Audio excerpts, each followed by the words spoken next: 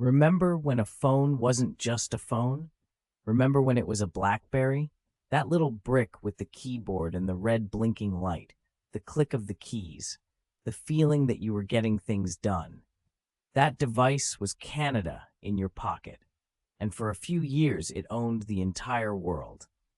It started with one man, Mike Lazaridis, a Greek immigrant kid who heard about the light bulb, and at 4 years old, he asked his mother, "How does that work?" He wasn't just building a phone, he was building a dream, a wireless future that nobody else could see. And for one incredible moment, standing at the peak of an empire worth $84 billion, he was right. Then came January 9th, 2007, San Francisco. Steve Jobs walked onto a stage in a black turtleneck, and he held up something that didn't have a keyboard at all, a single sheet of glass. The room erupted. But up in Waterloo, Ontario, in a campus filled with some of the smartest engineers on the planet, nobody thought it mattered. How did Canada's greatest technology company go from dominating the world to being a punchline in under 5 years? How do you hold the winning ticket twice and throw it away? This is BlackBerry. This is how Canada lost the future. 1 Windsor, Ontario, 1979. Mike Lazaridis is 12 years old, hunched over a computer terminal at the public library long after closing. Most kids are playing hockey. Mike is building a radio that transmits data without wires. 2. The son of Greek immigrants, he grew up in a household where education was everything. His father worked in a factory. His mother sewed clothes. When Mike asked how a light bulb worked at 4 years old, they found him books instead of dismissing him. He wins awards, gets into the University of Waterloo, the MIT of the North. But the classroom feels too slow. The real problems are out there. 1984. Lazaridis drops out 2 months from graduation. With a government grant and a friend, he starts Research in Motion, RIM. Their first office, a strip mall above a bagel shop in Waterloo. No windows, 4 employees, one dream, wireless data in every hand. For 8 years, they survived on contract work, building modems for other companies, paying the bills, waiting for the world to catch up. They weren't building phones yet. They were building the invisible infrastructure that would eventually make phones obsolete. And Lazaridis could see it all coming. 1992, a turning point. RIM hires Jim Balsillie, a Harvard MBA with an accounting background and an unstoppable hunger. If Lazaridis was the visionary, Balsillie was the engine, the deal maker, the exact opposite of the quiet engineer, and that's exactly why it worked. 2. Balsillie mortgaged his house, put $250,000 of his own money into the company. He wasn't betting on RIM, he was going all in. Every dollar, every moment, everything he had. 1998. The first BlackBerry device, a two-way pager with a tiny keyboard. Nobody called it a phone yet. But investment bankers at Goldman Sachs, lawyers, White House staffers, they couldn't put it down. They called them crackberries, because you were addicted. By 2007, BlackBerry had 70 million users worldwide. Barack Obama, the President of the United States, refused to give his up when the Secret Service insisted. Wall Street ran on BlackBerry Messenger. The company wasn't just a phone maker, it had become the nervous system of global business. 5. Research in Motion hit $84 billion in market value, the most valuable company in Canadian history. Bigger than any bank, bigger than any oil company. A kid from Windsor had built an empire, and it felt like nothing could ever knock them down. 2007. BlackBerry is untouchable. The pearl, the bold, the curve. Every CEO, every politician, every celebrity has one on their belt. It's not a phone, it's a status symbol. It means you matter. The Waterloo campus is expanding relentlessly. Thousands of engineers, billions in revenue every quarter. RIM is the pride of Canada, proof that this country could compete with Silicon Valley and win.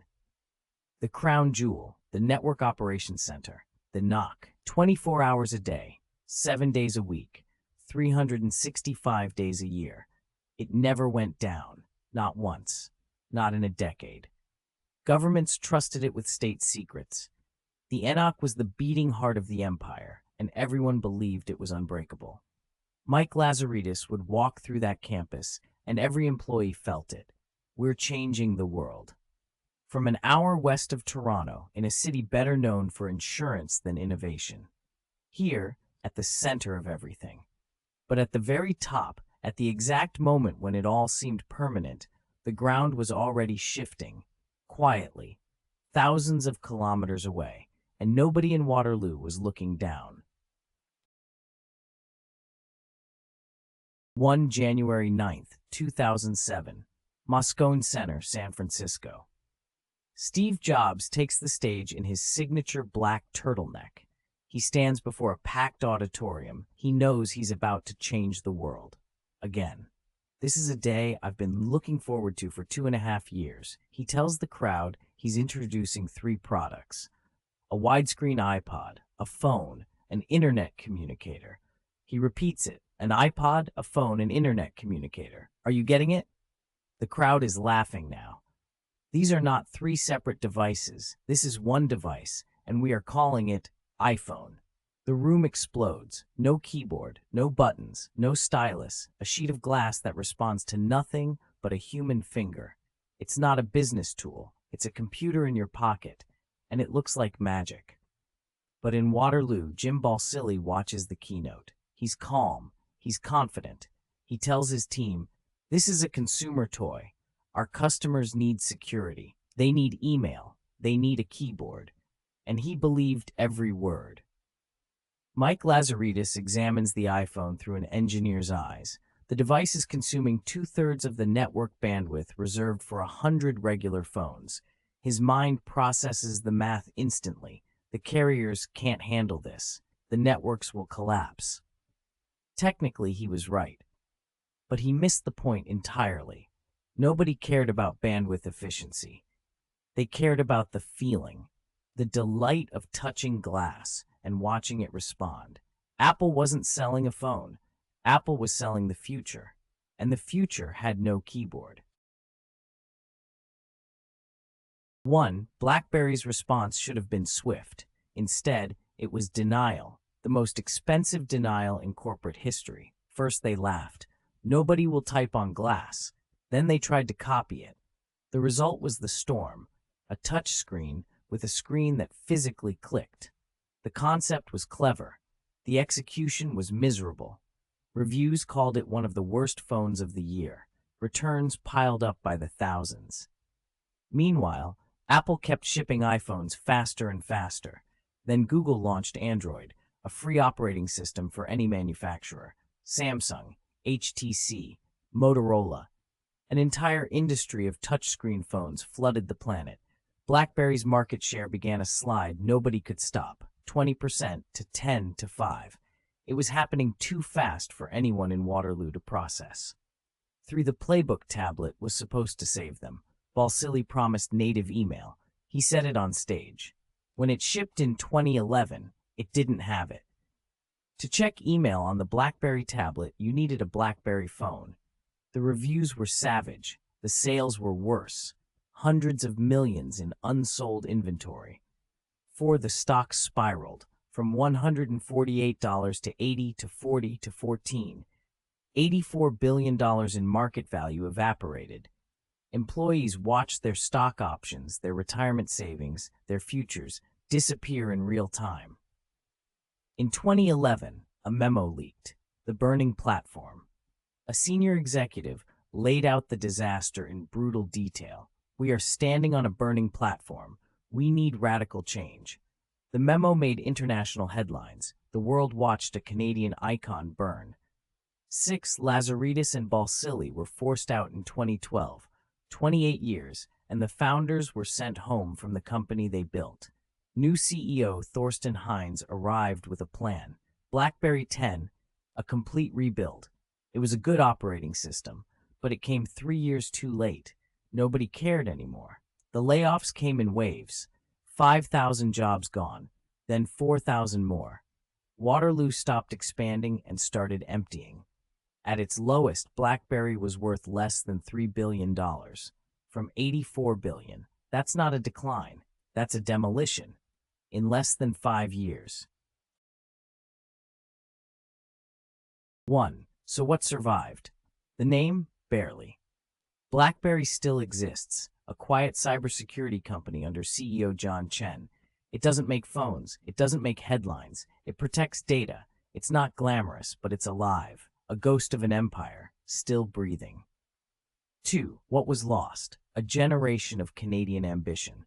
BlackBerry's collapse left a hole no company has filled since. Thousands of brilliant engineers, the best minds in wireless and security, scattered to Google, to Apple, to Silicon Valley. Canada's finest technical talent, exported south. The gravitational center of an entire industry, gone.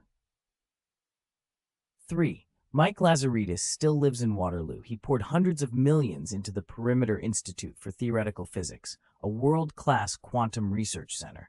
He once said, "I never wanted to build a phone company. I wanted to build a research company that happened to sell phones." In the end, he got his wish.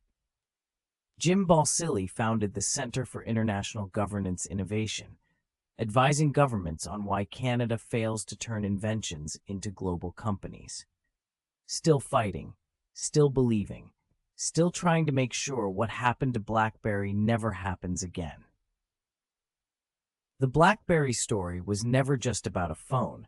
It was about what happens when you're too confident in what you know and too slow to see what's coming.